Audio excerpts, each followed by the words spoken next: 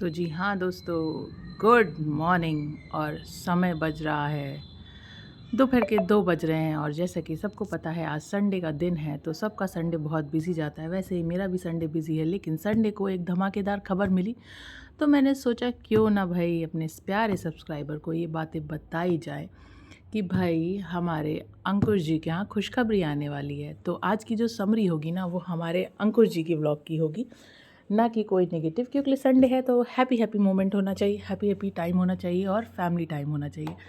तो बिना किसी देरी की समरी शुरू करते हैं।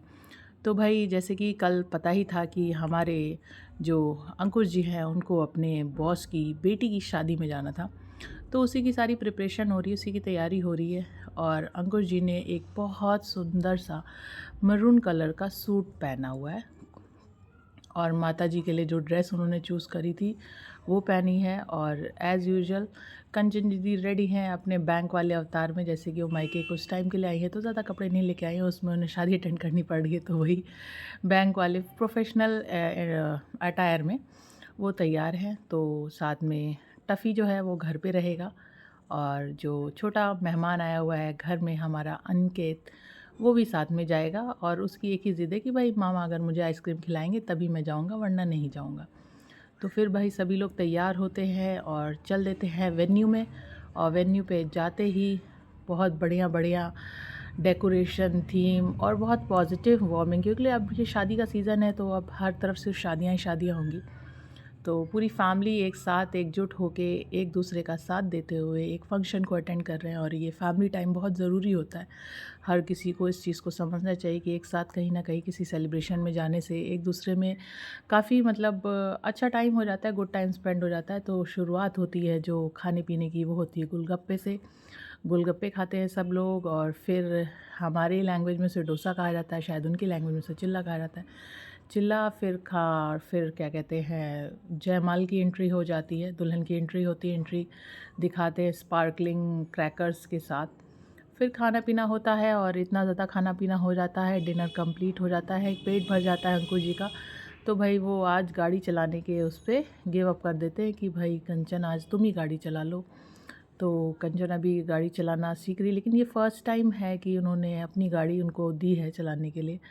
और गाड़ी के साथ तो कई सारे इंसिडेंट हो चुके हैं, तो लेकिन वो कहते हैं कि नहीं तुम गाड़ी चलाओ, और जितना प्रैक्टिस कर सकते हो इतना प्रैक्टिस करो। तो काफ़ी अच्छी गाड़ी चला रही है। ऑन द वे कई सारी बातें हो रही हैं, आपस में एक हेल्दी डिस्कशन होते होते होते होते फाइनली लोग घर आ जाते हैं। और फिर काफ़ी रात हो जाती है, 1 बज जाता है घर आते हुए।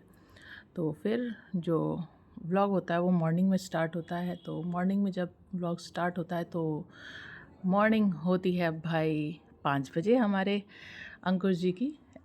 कोई वो लेट लतीफ़ नहीं है, चाहे कितना भी हो जाए भाई, जो रूटीन है रूटीन है, क्योंकि भाई टफ़ी का भी तो कुछ रूटीन है, तो उसकी भी रिस्पॉन्सिबिलिटी है।